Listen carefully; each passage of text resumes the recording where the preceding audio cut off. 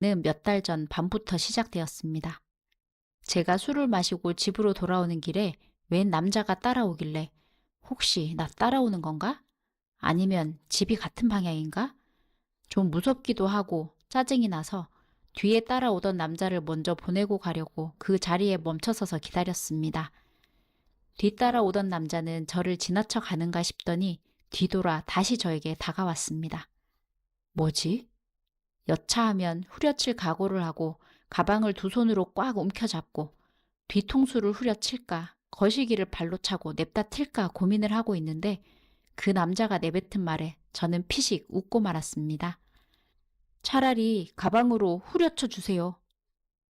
내가 너무 노골적으로 티를 냈나? 내 생각을 읽다니. 왜 따라오고 그래요?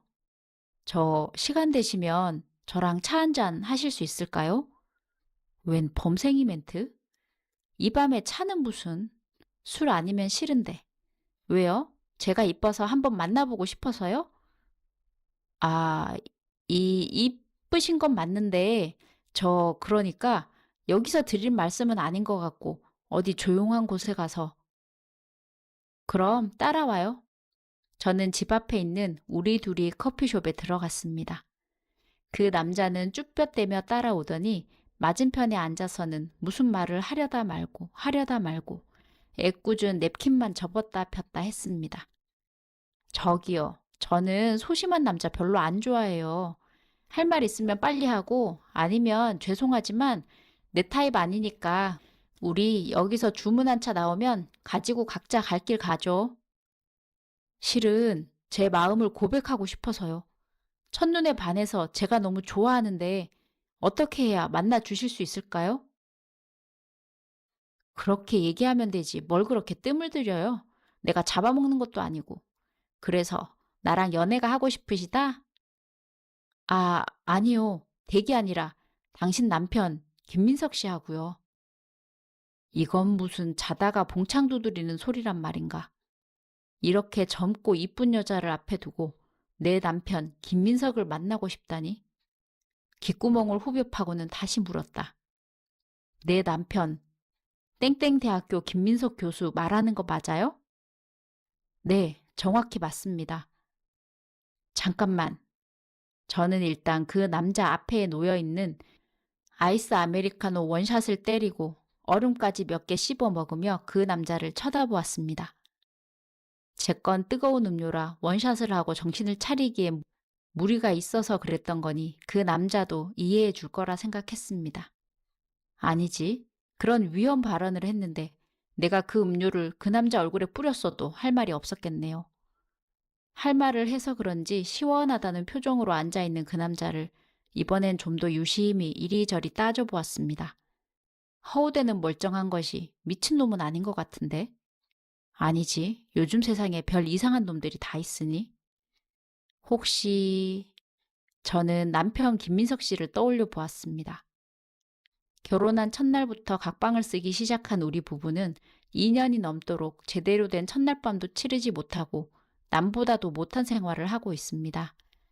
아침에 일어나면 남편을 마주쳐야 하는데 처음엔 그게 곤욕이었습니다.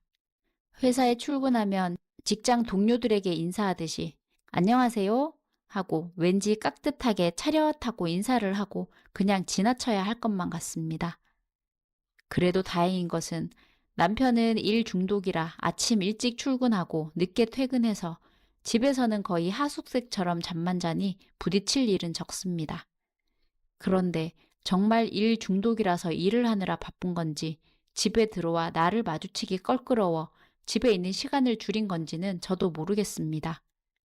둘이 앉아서 제대로 된 대화를 나눠본 적이 없으니까요. 저는 워낙 노는 걸 좋아하고 공부와 담쌓은 터라 지방 대학교도 겨우 붙어서 제발 졸업만 해달라는 부모님의 간절한 바람으로 대학교 졸업장만 간신히 건졌습니다. 아무래도 물리학을 전공한 남편과는 대화가 통하지 않을 것 같아 제가 먼저 자격지심에 대화를 피한 것 같기도 한데 이제는 몇 년 지나다 보니 왜 우리가 이렇게 한 집에서 서먹서먹하게 타인처럼 사는지도 잊어버렸습니다. 지금은 처음부터 우리는 원래 이렇게 지냈으니까 계속 이렇게 타인처럼 지내는 게 되어버렸습니다. 우리는 선을 봐서 결혼을 했는데 졸부였던 부모님은 돈은 있는데 어디에 써야 우리 집의 가치를 가장 높일 수 있을까 생각하다 사위에게 투자하셨습니다. 사위를 돈으로 샀다고 해도 과언이 아닙니다.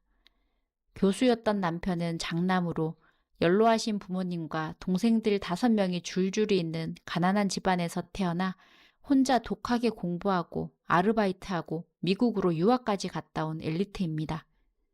마르고 군더더기 없는 몸매에 쌍꺼풀 없는 작은 눈, 거기에 은퇴 안경까지 쓰고 회색 체크무늬 가디건까지 즐겨 입어 누가 봐도 교수구나 알 수 있을 정도의 분위기가 있습니다.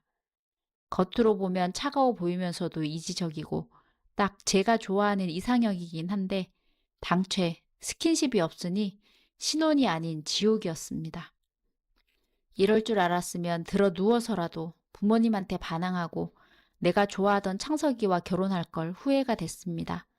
하필 사귀고 있던 창석이에게 서운한 감정이 있던 제가 홧김에 지금의 남편과 선을 보고 바로 결혼했으니 지금 생각하면 제 발등 제가 찍었죠 뭐.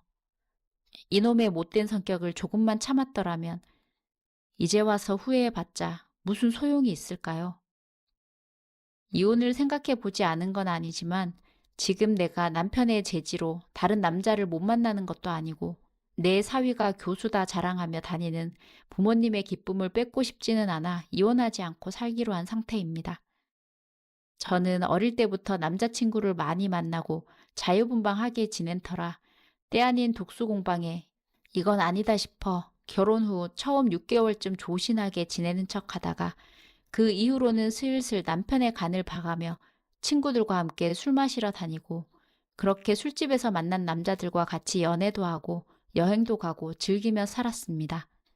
결혼은 했지만 미혼일 때와 다름없이 지냈습니다.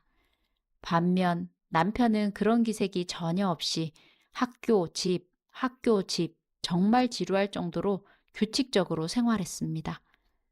따로 여자를 만나고 다니는 것 같지도 않고 교수는 인간이 아닌가? 정말 재미없게 사는 인간이었습니다. 우리 부부는 사람들이 겉으로 보기에는 그럴듯하게 포장해 놓은 가정입니다. 친구들도 모두 부러워하는 남편의 커리어는 우리 결혼 생활을 지켜주기 위한 보루라고 할 수 있었습니다. 그런데 그 교수식을 내놓아야 할 만큼 남편에게는 큰 비밀이 숨겨져 있었습니다. 그 비밀을 알기 전에는 남편이 돌로 만들어진 줄 알았는데 알고 나니 오히려 인간적으로 보이기까지 했습니다. 차돌 같은 사람이 남자와 연애를 했다니 의외였습니다. 그래서 저를 멀리 했을 수도 있다 생각하니 내가 여자로서 매력이 없어서 내버려 둔 게 아니라 처음부터 여자에게는 관심이 없어 내버려 둔 거라 생각하니 오히려 마음이 편해졌습니다. 미국에서 1년 만나 연애하고 동거까지 했던 사이라니 여자가 아니니 괜찮은 건지 남자라서 니들은 미쳤다고 화를 내야 하는 건지 정리가 되지 않았습니다. 그래도 결혼하고 나서는 연락도 받지 않고 만나지 않아줘서 눈앞에 이 남자도 공부 끝내고 들어와 몇 달을 고민하다 저를 찾아왔다고 했습니다. 그럼 민석 씨가 싫어서 헤어진 거 아니에요? 그럼 그냥 물러서세요. 라고 했더니 그건 아닐 거라며 자기를 사랑하지만 민석 씨는 민석 씨 혼자만 생각할 수 없는 처지라 가족들까지 이끌어 가야 하니 자기를 만날 수 없다고. 괜히 민석 씨 때문에 공부 그만두고 인생 망치지 말고 본인 분야에서 자리 잡고 사회에서 마주칠 때 서로 멋있는 모습으로 만나자고 했답니다. 저는 이 남자를 쳐다보다가 어떻게 해야 할지 혼란스럽고 혼자 생각하는 건 머리가 아팠습니다. 그래서 나를 따라오라고 먼저 일어서서는 우리 집으로 향했습니다. 남자는 조심스럽게 발걸음을 옮기는 게 느껴졌습니다. 왠지 나보다 더 여성스러운 느낌에 살짝 위기감이 느껴지기도 했습니다. 평소에는 집에 와서도 문 열어달라고 하지 않고 알아서 비밀번호 누르고 들어가 내 방으로 직행했는데 오늘은 민석 씨 서재 앞에 서서 노크를 했습니다. 항상 거실에도 앉아있는 법 없이 서재에 틀어박혀 있으니 오늘도 보나마나 뻔합니다. 역시나 어김없이 어두침침하게 해놓고 책을 보고 있습니다. 눈 나빠지게 이게 무슨 짓인지. 지가 무슨 미국 사람도 아니고. 민석 씨, 손님 왔어요. 네? 부모님이라도 오셨? 민석 씨는 순간 돌이 된 줄 알았습니다. 제 뒤따라 들어오는 남자를 보고는 숨까지 멈춘 듯 했고, 얼마나 놀랐는지 의자에서 벌떡 일어났습니다. 민석 씨, 같이 술이나 마시죠. 거실로 나오세요. 아니, 그럴 필요 없어. 난 모르는 사람이니까 밖으로 내보내고 올게요. 저 찾아온 제 손님인데 민석 씨가 왜 내보내요? 우리 앞으로 어떻게 살지 얘기 좀 해보죠. 두 분의 러브 스토리도 좀 들어보고. 아, 머리에 손을 얹고 골치 아파하는 민석 씨의 표정을 보니 이제까지와는 다르게 좀 살아있는 사람 같습니다. 술을 마시며 들어보는 그 남자의 얘기는 간단하고 담백했지만 거기에서 저는 민석 씨에 대해서 좀 더 깊이 알게 된 것 같았습니다. 어쩌면 이 사람도 주변 환경으로 인해서 죄책감으로 힘든 세상에서 살아남기 위해서 자기를 죽이고 처절하게 힘들게 살았을 수도 있겠구나. 안쓰러운 마음도 들었습니다.